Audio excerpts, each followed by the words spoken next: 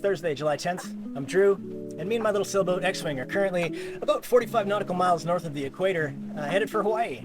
And that's actually today's big piece of news, is that this morning at 8:35 a.m. local, X-Wing crossed the equator again.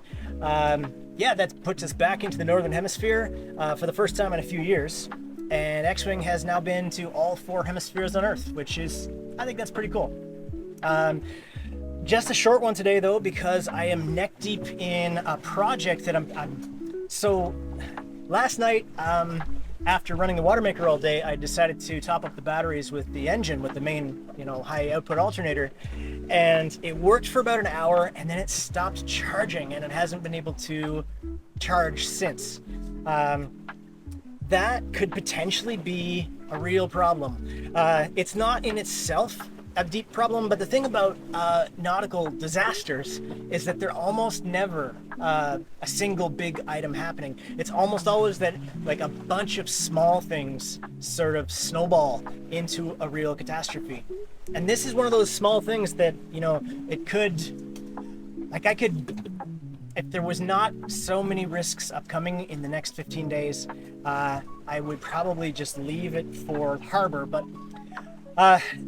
yeah, so I'm trying to diagnose it right now. If I can't, then I do have a backup alternator, but it's like a 4 or 5 hour job to like replace the alternator on an engine. So I'm not looking forward to that. I'm gonna try and fix it before I replace it.